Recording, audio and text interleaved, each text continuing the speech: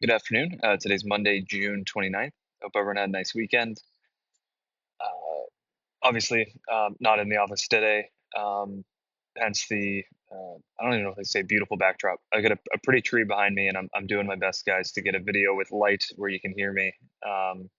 Currently up north visiting clients and out of the heat, which is nice. Not to rub it into those of you that are in Charleston, but it is nice to get out of town and cool off a little bit. Uh, Quick shout out to my mother-in-law, Barb. Thank you for coming to help my wife and kids maintain some sanity in that house. From what I can see from pictures and videos and a little bit of FaceTiming we've done, everyone's doing great. So that is wonderful. Um, Not a whole lot this Monday to chat through. Uh, Tech stocks last week, NASDAQ was down 4.5%. Uh, Dow Jones was basically flat, just slightly up. So the rest of the market wasn't participating in said pullback the same way tech companies were sliding a bit. Oil is down, which is obviously I know Johan spent a lot of time talking about this, like a net positive for basically all economic data. Inflation, thought being if oil comes down, inflation should like those pressures should ease. Looking at where central banks have, or where markets are pricing central banks' potential to move interest rates throughout the year. Virtually all of those were. The implication was that there would be less interest rate hikes as oil has continued to come down. Obviously, if anyone listening to this video has listened, watched, heard, seen any headlines or watched videos on it, um, there's a chance by the end of me recording this video that that data will be out of out of date because obviously it's an ever evolving situation, and um, trusting the headlines is a little questionable at this point. I will say that the oil futures is a really good indicator as to um, how solid the intel is that we're getting about the Strait of Hormuz. But for the time being, it looks like more tanker ships are flowing through there. Oil's coming down, which should help ease inflation, um, which should be a nice tailwind for the economy.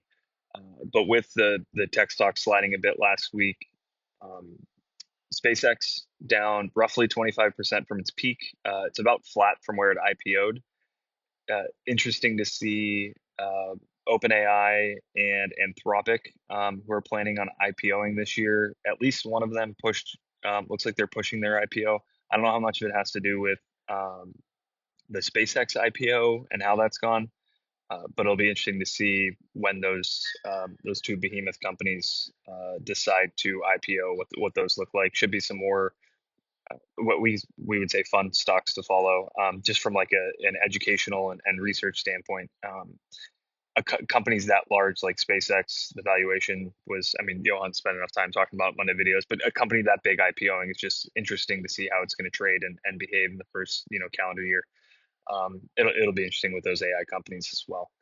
But um, outside of that, the only thing I want to chat about was we had a client send us a pretty interesting article on leveraged ETFs. So primarily growth companies that are being targeted with those ETFs. Take Tesla, for example. You can buy this ETF and you'll get 3 times the exposure to Tesla than if you were just buying it on the market. They're using derivatives and whatnot and margin to do that for you. Obviously, for anyone that knows how we invest money, well outside the scope of what we're going to do, largely because from a risk standpoint, it's like expected return is lower than if you were just investing in a broad market. Reason being that like those funds are going to erode over time. So if you are using those funds, again, certainly not a recommendation. I would actually recommend you steer very clear of them. But if you are using those funds to have any success doing it, you would need to time the upswing for the holding, like the underlying holding, and get out before the downturn.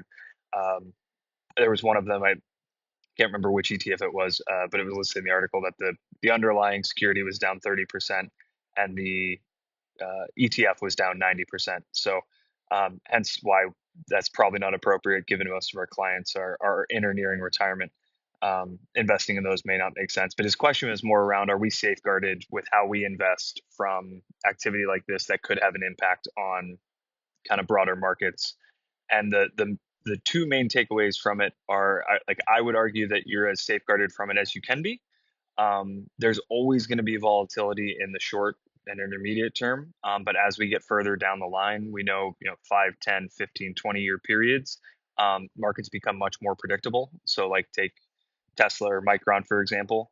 The article is trying to state that, or not trying to state, it was implying that some of these companies may be overvalued because those issuing the derivatives to the exchange traded fund also have to buy the security to kind of hedge their bet, um, with those different options that they're trading. And has that been the reason that, Micron's up? I can't remember the number for the article. It was either 3 or 700%, which obviously either of those is a crazy number. But ultimately, at the end of the day, what's going to end up happening over time is, um, if it is determined that Micron is overvalued, you're going to see people flood out of Micron, probably oversell it. It'll drop dramatically, and then over time, markets are efficient, and over time they get it right. So, um, that was point one, I think. And then point two, like we're going to be overweight to value companies, um, companies with a lower price to book, price to earnings, whatever metric you want to look at, just because we know over time that those are the companies that are going to outperform longer term. So, questions, comments, concerns, do not hesitate to reach out. Hope everyone has a great week.